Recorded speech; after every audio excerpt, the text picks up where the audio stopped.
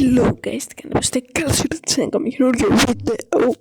Σήμερα, στο σημερινό βίντεο, θα σας εξηγήσω γιατί τόσο καιρό δεν έκανα lives. Οκ, θα σας εξηγήσω αυτό το πράγμα. Πάμε να αρχίσουμε λοιπόν. Έκανα μία μέρα live. Όσοι ήσασταν, ήταν την Πέμπτη. Οκ. Και μου είχε πει ένας να βάλω ένα βίντεο εκεί πέρα στο YouTube να δούμε, οκ. Και έλα μου ντε που έλεγα, εντάξει, ξέρεις, λίγο θα το δείξω, δεν πρόκειται να γίνει κάτι. Τέλος πάντων, έδειξα το βίντεο, πήγαμε λίγο να παίξουμε με εσάς. Εν τω μεταξύ είναι ώρα, έλεγα να κλείσω, και έλεγα να κλείσω. Και μου λέγατε, όχι, κράτα λίγο. Και πήγα να παίξω κάτι με εσάς. Και μου κλείνει το live έτσι σε καλά καθόλου. Τι είναι αυτό. Έρχεται το email, φτάνει το email. Φάγω copyright. Να μην σας πω λίγο τι έλεγε το email. Έχω ψάξει, γιατί δεν έχω ψάξει σήμερα. Βασικά όλες τις μέρες.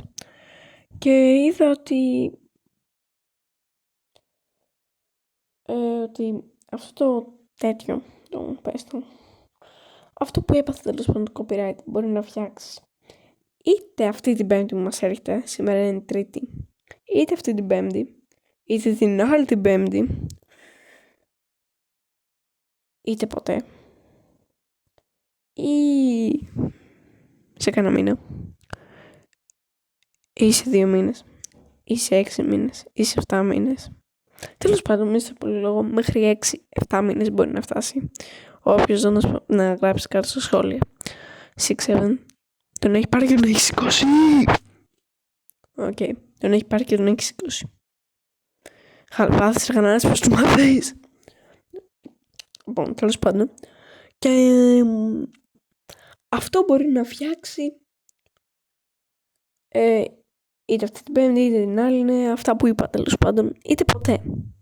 Τώρα μόλις έκανα ένα live στο YouTube, στο ZGTV Live, και εξήγησε αυτό που λέω και τώρα ακριβώς. Και αυτό, παιδιά. Και είδα ότι μπορεί να με φτιάξει ποτέ, μπορεί. Τέλος πάντων, αυτός ήταν ο λόγος που δεν έκανα live. Έστω τον εξήγησα τώρα. Έψαχνα emails. Τέλος πάντων. Μη σας πω λίγο λόγο. Αυτός είναι ο λόγος που δεν κάνω live. Θα έρχονται τέλος πάντων shorts βίντεο live στο ZGTV Live για να ενημερώνουμε με τι γίνεται για αυτό το πράγμα. Αυτό τέλος πάντων, παιδιά. Ευχαριστώ πάρα πολύ που είδατε το βίντεο. Τα λέμε σε ένα επόμενο. Παρόλα αυτά, έχω κάτι να σας πω πριν κλείσω το live. Είστε καλά, σε ένας